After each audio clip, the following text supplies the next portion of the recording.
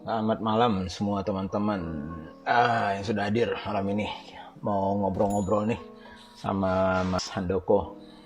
Ah, Malam Mas Handoko. Selamat malam, Mas Budi. Sehat, Mas? Alhamdulillah ya sehat. Sehat gimana Mas? Di rumah di mana nih?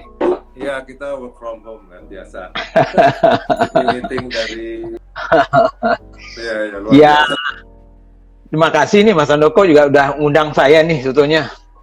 Iya, Eh, betul. Jadi saya sebenarnya kalau yang undang kan saya, jadi saya mungkin ngejelasin.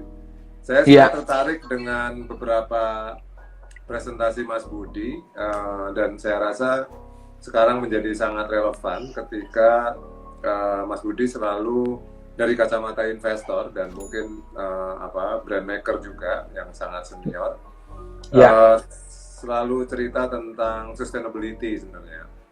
betul. Dan juga lokalitas dalam konteks traceability sebenarnya yang Ya, menurut saya menjadi sangat relevan dalam situasi sekarang untuk kita betul. diskusikan, katakanlah. Memang Ya, tidak ada jawaban dari situasi sekarang, Mas. Menurut saya ya, dalam konteks COVID, nggak ada yang bisa memprediksi kapan berhentinya misalnya. Tapi kalau dari segi kita nggak ada salahnya kita bicara tentang antisipasi, tentang ya. mungkin peluang-peluang, mungkin apa sih konsekuensi dari sebuah peristiwa COVID ini, ada baiknya kalau kita diskusikan gitu. Iya, iya betul, betul Mas. Sebetulnya kemudian tadi juga saya sampaikan di feed saya untuk teman-teman juga eh, banyak sekali sebetulnya perubahan-perubahan ya kita kita lihat dalam beberapa bulan ini yang menurut saya sih cukup signifikan. Tetapi lucunya adalah eh, waktu tahun lalu saya sudah pernah juga menyampaikan mungkin waktu waktu di acara festivalnya Mas Bi ya ulang tahunnya Mas Bi Ya, waktu itu. Nah, betul. soal new trend ya dari food ya dan industri-industri food ke depannya banyak sekali malahan menurut saya yang sangat relevan dengan kondisi sekarang gitu. Ya, betul. Dan ini mungkin saya melihatnya itu adalah situasi COVID-19 ini itu mempercepat aja sebetulnya learning curve-nya, kurva pembelajarannya orang-orang kita yang dulunya mungkin nggak aware ya Ya, soal misalnya healthy lifestyle ini kan sekarang menjadi sangat-sangat terbuka. ya, Uh, belum lagi kita cerita soal locality ya, lokalitas yang kemarin Mas Handoko, saya kan salutnya dengan Mas Handoko kan walaupun saya juga bilang bahwa kita kan punya preferensi masing-masing ya. ya, betul. Mas Handoko ya. Mas Handoko ini kan pejuang lokal brand yang luar biasa. Jadi saya salut banget. Iya, Jadi, iya kayak tadi barusan saya ke Hero, Mas. hmm, Ke Hero dan lewat ini sederhana aja ya. ya, Lihat sekali yang sekarang masih bisnis itu salah ya, satunya Total Toko Buah.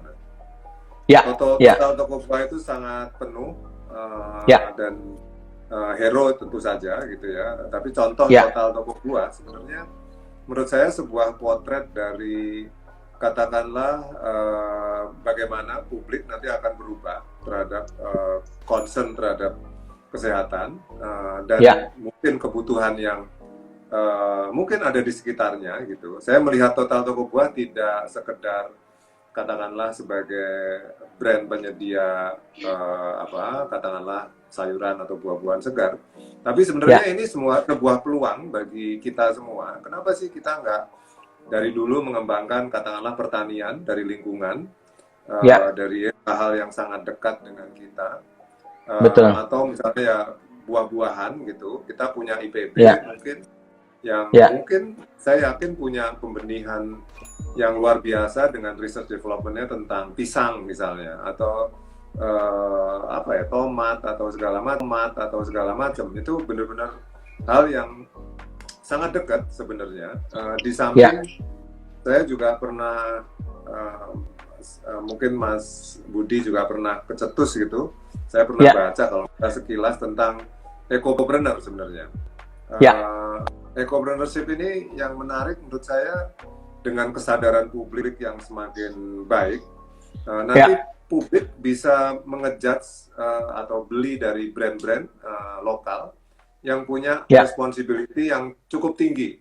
Misalnya dia bisa ya, berhitung juga gitu, dan kita bisa mempresentasikan bahwa kita hanya menghasilkan polusi segini gitu misalnya. Itu menjadi daya ya, beli. Atau kita betul, bisa mempekerjakan warga sekitar gitu. Itu benar-benar ya, menjadi peluang gitu. Jadi saya melihat lokalitas ini bukan sekedar sentimen untuk cinta brand Indonesia atau brand lokal, tapi juga memang ya, nanti unsur psikologis. Bayangkan Mas, nanti ya, banyak orang bilang apa namanya, suhu tubuh kita pun akan dikontrol gitu, kasarnya itu ya, iya, iya, secara ekstrim. iya, Mungkin betul, pemerintah punya kekuatan untuk memaksa itu sebagai prosedur gitu, dan suka tidak suka kita harus terima gitu, dan itu artinya kan akan muncul kesadaran lokalitas yang sangat luar biasa menurut saya. betul, betul. Jadi ya waktu itu saya menceritakan juga banyak ke teman-teman bahwa eh, kesempatan sekarang ini memang berbeda zaman saya dulunya waktu masih di perusahaan-perusahaan besar gitu ya. Di mana pada saat itu mungkin UKM atau small medium enterprise ini memang rada sulit mereka untuk bisa langsung bersaing dengan teman-teman yang sudah besar. Waktu itu saya memang kan bekerja di perusahaan-perusahaan besar. Tapi sekarang ini malahan ada keuntungannya kita menjadi kecil ya sementara ini gitu. Bukan soal speed atau kegesitan kita, tetapi tadi itu juga bahwa kita mungkin bisa lebih specialize gitu ya. Itu salah satu juga tren baru ya, spesialisasi ya. Orang kenal kita siapa, makanya waktu itu salah satu yang saya demen banget itu adalah Javara ya sama Helianti gitu ya. Betul Uh, sekali. itu itu salah satu inspirasi saya juga melihat bagaimana dia membangun brand lokalnya dia, tapi juga betul-betul membangun sesuatu yang punya value yang berbeda karena keinginan dia untuk mempertahankan biodiversity-nya Indonesia yang sudah mulai punah kan gitu. Jadi Ya, value yang seperti itu nggak gampang itu akan ditiru oleh perusahaan-perusahaan besar gitu. ya, Karena bisnis modelnya kan berbeda-beda gitu ya. ya, Jadi itulah keuntungannya kita sekarang ini menurut saya, dan juga kalau saya lihat terutama sekarang ini soal trust kembali ya, itu adalah sesuatu yang sangat penting ya dari sebuah brand kalau bayangan saya ya. Dan trust itu termasuk bagi saya adalah keuntungan-keuntungan being lokal itu kan salah satu itu mendekatkan diri karena kita berada di sekitarnya, kita kenal orangnya lebih dekat gitu ya. ya, Engagement kita dengan konsumen kita jauh lebih lebih personal gitu ya, personalized ya, engagement, sehingga trust-nya itu terbangun gitu ya dengan itu gitu. Kemudian juga saya lihat juga tren-tren yang kemarin itu adalah soal misalnya convenience-nya gitu ya. Nah, convenience ini bagi usaha-usaha UMKM atau yang small medium enterprise itu menurut saya itu karena speed-nya dan juga birokrasi yang kurang gitu ya. Maka dia cepat sekali bisa beradaptasi gitu untuk mencari masukan-masukan dari konsumennya dan langsung mencoba beradaptasi untuk menciptakan sebuah value yang bisa betul-betul convenience ya. Salam Yuzaf juga. Nah, kemudian tadi healthy lifestyle kan udah kita cerita ya, apalagi dengan kondisi sekarang itu sangat-sangat membangun. Jadi nggak salah juga kategori-kategori yang sedang naik daun sekarang itu pasti ada hubungannya dengan misalnya healthy lifestyle misalnya, secara tidak langsung, yang langsung sudah pasti yang ada hubungannya dengan kurasi atau misalnya bukan kesehatan yang langsung berhubungan dengan COVID ini. Kemudian yang terakhir yang saya lihat juga yang penting, yang itu kebetulan saya juga sudah mulai melakukannya walaupun sudah 4 tahun yang lalu kita mulai membangun brand kecil aja dulu, Blue Korinci ya, kopi. Tapi saya tahu Mas Handoko juga adalah founder filosofi kopinya yang salah satu inspirasi saya ya. Uh, tetapi konteksnya dengan COVID-19 ini bagi saya itu kan masalah trust juga ya. Masalah trust Yes. sourcesnya asal usul ya. Malah kemarin itu saya mendapatkan, saya ikut beberapa grup dari luar negeri ya. Kebetulan teman-teman yang dulu saya pernah bekerja ya dengan Danone Group, Coca-Cola ya, Unilever dan semuanya. Semuanya itu sudah sangat-sangat concern ya terhadap apa ya asal usul ya. Makanya salah satu saya nggak betul. Saya juga nggak belum tahu persis misalnya kenapa misalnya Unilever menjualnya ya ke salah satu private equity terbesar di dunia KKR itu. Tapi salah satu yang saya pikir itu adalah masalah resourcesnya yang ada Blue Band itu kan dari kelapa sawit loh. Ya. Dan kelapa sawit itu kalau di Indonesia, di Eropa itu sudah diboykot terus itu kan gitu ya. Ya. Jadi betul. Jadi kalau kita nggak bisa men-trace back bahwa bahan baku kita itu adalah bahan baku yang memang misalnya ramah lingkungan, tidak mengeksploitasi mungkin manusia, mungkin soal carbon footprint-nya yang misalnya itu bisa terukur, ya zaman sekarang aktivis itu bukan hanya LSM menurut saya, aktivis itu sudah directly consumer gitu. Ya. Yang demo itu sekarang konsumer bukan LSM lagi gitu. Nah kalau ada konsumer yang demo terhadap brand kita, wah repot gitu. Gimana menurut Mas Andoko? Saya mengomentari Mbak Heli ya. Saya kan karena filosofi kopi ada di Semarang, saya suka jalan-jalan, saya muter-muter mampir ke Jafara di sebelah gereja Bledung itu. Saya sangat menikmati di situ. Kenapa? Karena saya bisa merasakan traceability ada eksis di situ gitu ya. Saya bisa merasakan dengan kuat. Dan salah satunya yang saya mencuri perhatian saya adalah kopinya Mas Eko. Mas Eko kerja sama Mbak Heli, Classic Beans, bawa topik Coffee for Earth ya, atau kopi for Planet, kayak gitu ya. Tapi itu sebenarnya salah satu bukti dari aktivis tadi. Jadi Mbak Heli sebagai Jafara dan sebagai aktivis katakanlah food, healthy food, wellness, berkolaborasi atau katakanlah bersekongkol dengan orang yang idealismenya sama, dan itu menjadi kekuatan yang menurut saya in the next future sangat luar biasa. Dan balik lagi traceability, perhitungan terhadap segala macam responsibility terhadap konsumen, terhadap planet, segala macam itu bisa dikalkulasikan. Dan itu saya rasa salah satu bukti bahwa kita memang walaupun katakanlah pemain kecil, itu bukan berarti kita bukan siapa-siapa. Karena saya ini hobi gambar, Mas, jadi saya akan pamer gambarnya. Kemarin saya gambar ini. Itu apa di gambar ini? Oh iya. Nah, ini gambar dari Spontan. Saya sebelumnya sangat impress dengan seorang artis dari Jepang. Takashi itu Murakami ya. Takashi Murakami itu artis dia. Dan dia punya divisi aparel, dan dia begitu ada COVID ini langsung dia berinisiatif workshopnya disuruh jahit untuk bikin masker. Bikin masker. Nah, ternyata sehari kemudian saya lihat seorang katakanlah desainer dan dia juga ahli brand sebenarnya, namanya Glenn Marsalim. Dia bikin dari motif-motif kain yang dia siapkan untuk baju kelihatannya, untuk ini dia geser fungsinya menjadi masker. Dan ini saya rasa contoh kecil, mungkin bukan harus ditiru atau gimana, tapi esensi dari aktivis itu sebenarnya justru harus ada di CEO-nya gitu ya, katakanlah Mbak Heli atau Mas Eko atau Glenn atau saya atau Mas Budi. Exactly, Mas Budi dengan koricinya adalah menjadi istilah saya CEO aktivis.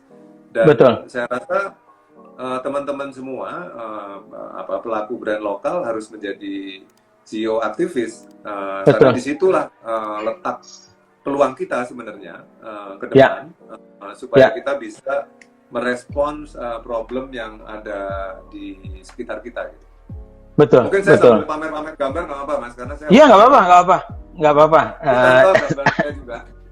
Itu yang AWS berarti ya? Ekonomi Eko. sehat, sehat ekonomi. Ya. Ini belum saya rilis, saya soalnya gambarnya gambar jelek tapi 5 menit gambar jadi gitu. Oke. Saya ngelihat ekonomi sehat, sehat ekonomi ini menjadi peluang kita Mas sebenarnya. Ya, ya, Healthy ekonomi atau katakanlah apapun istilahnya, ya, itu akan menjadi muara dari semuanya. ya, Dan saya rasa ini kita harus sering bahas, ya, sering diskusikan seiring dengan peluang-peluang lokal yang kita ada. Itu yang menurut saya sebagai betul, aktivis saya merasa perlu untuk menyuarakan itu. betul, betul. Saya juga Kalau menurut dulu, Mas Budi sendiri gimana? Dari ya, dari segi future investment segala macam, apakah memang sudah selayaknya kita bisa survive? Saya nggak bilang ini peluang ya, maksudnya ini bisa ya, survive dan kita sebenarnya bisa merespons ini gitu. betul. Kalau tergantung cara kita melihatnya. Jadi kalau kita ini adalah sebagai investor yang jangka panjang, dan bagi saya investor itu harusnya definisinya bagi saya adalah long term, jangka panjang. Kalau enggak kita menjadi trader gitu. Jadi bukan trading saham, hari ini beli, besok tinggi kita jual gitu ya. Ya, Warren Buffett itu adalah investor karena dia memegang saham sebuah perusahaan itu bisa puluhan tahun, bisa 20 tahun, bisa yang nggak dilepas-lepas juga bisa sama dia gitu ya, tergantung situasinya. Tapi dari sisi investasi ke depannya, kalau Mas Handoko dulu tahu, kalau kita belajar di zaman-zaman saya dulu itu ada ekstrimnya ya, ekstrim kiri dan ekstrim kanannya sebuah ekonomi itu gitu ya. Ekstrim kirinya adalah dengan marxismenya, ya sosialismenya misalnya ya. Kemudian ekstrim kanannya itu adalah kapitalisme gitu ya. Nah, sekarang ini pendulum dari ekonomi itu sendiri itu sudah tidak lagi di ekstrim kanan atau kiri gitu. Semuanya sudah bergerak ke arah tengah gitu. Jadi kalau kita lihat misalnya Cina itu kan komunis sebetulnya, kalau dari sisi sosialisme dan ekonomi modelnya harusnya itu dia ekstrem kiri sosialisme kan gitu ya. Tetapi dia mengkombinasikan mungkin dengan bisnis model yang ada kapitalisnya tetapi juga ada sosialisnya. Tapi begitu juga mungkin Amerika salah satu atau Eropa yang kebetulan menganut yang mungkin free market ya, ekonomi gitu ya, atau yang kapitalisme murni dulunya, sekarang juga nggak bisa lagi. Semua perusahaan, termasuk saya waktu saya masih di tahun-tahun 90-an itu sudah mulai kuat berhembus soal social responsibility ya. Jadi mulai pelan-pelan ada social responsibility, namanya corporate social responsibility yang harus ada. Tetapi itu pun waktu itu masih sebagai window dressing kan gitu. Ya, Yang penting ada gitu ya kan itu ya. Nah, ternyata nggak bisa. Zaman terus berubah, masyarakat berubah ya, kondisinya berubah, sehingga sekarang setelah CSR itu masuk, kemudian orang akan bercerita soal yang namanya 3P, ya kan itu ya. Dan 3P itu jadi hampir semua sekarang perusahaan kapitalis itu pasti menganut yang 3P itu minimal. Nah, jadi bukan lagi soal cerita profit saja, tapi bukan juga soal social responsibility saja yang people-nya, tapi ada soal planetnya. Inilah yang konsep yang dibangun soal sustainability-nya ke depan. Jadi kalau sebagai investor, kan mereka akan melihat ke depannya seperti apa. Jadi bagi si investor itu adalah bisnis-bisnis yang memang mempunyai keinginan untuk membangun bisnis yang bertanggung jawab terhadap semua stakeholders-nya. Jadi bukan lagi hanya shareholder-nya atau pemegang sahamnya, tapi semuanya, maka itulah yang sebetulnya yang akan menjadi daya tarik untuk orang-orang mungkin mau berinvestasi di mereka gitu. Jadi pendulum itu, nah makanya sekitar 4 tahun yang lalu itu waktu saya mulai menggerakkan yang namanya Korinci Heritage, itu sebuah gerakan di kampung halaman saya yang waktu itu kita memulainya dengan kopi. Sebetulnya bukan soal produknya yang saya cerita. Dulu saya itu tuh pulang kampung selalu disindir-sindir sama bupatinya sana gitu dulunya, bahwa saya nggak pernah membantu daerah di situ gitu. Nah kemudian saya lihat apa sih isunya. Kebetulan di kampung saya itu taman nasional yang salah satu terbesar di Sumatera. Ya. Taman Nasional Kerinci Seblat, dan banyak sekali masih binatang-binatang yang hampir punah, harimau Sumatera lah, badak Sumatera, Rafflesia, bunga dan segala macam.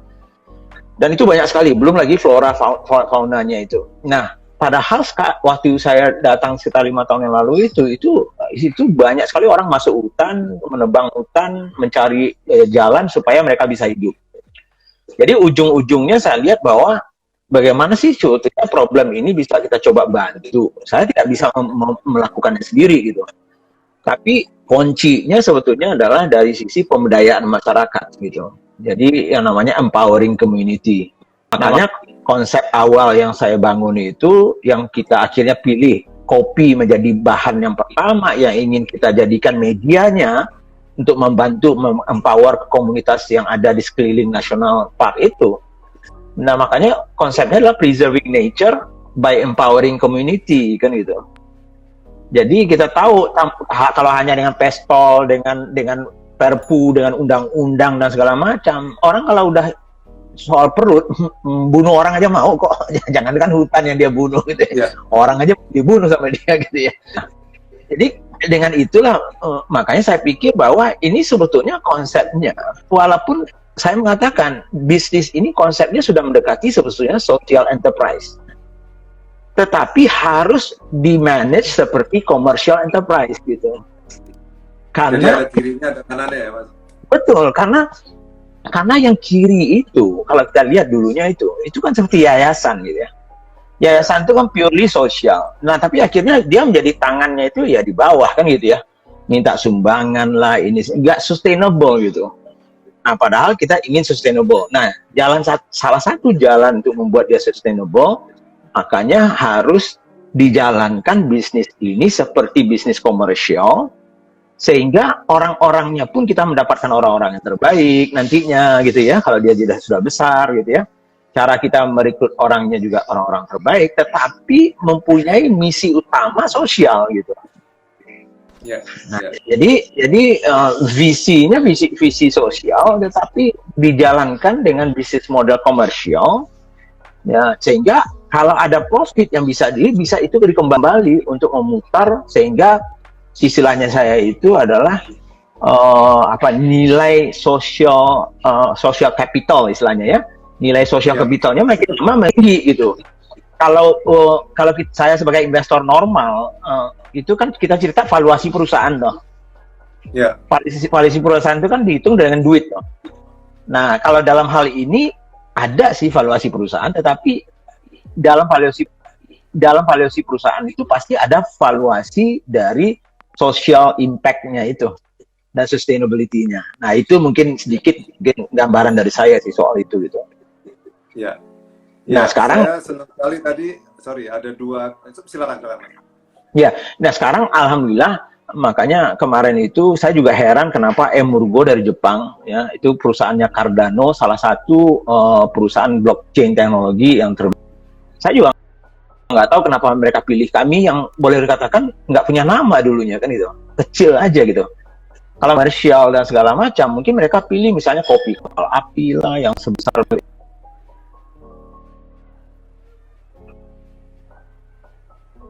ada value yang tadi itu.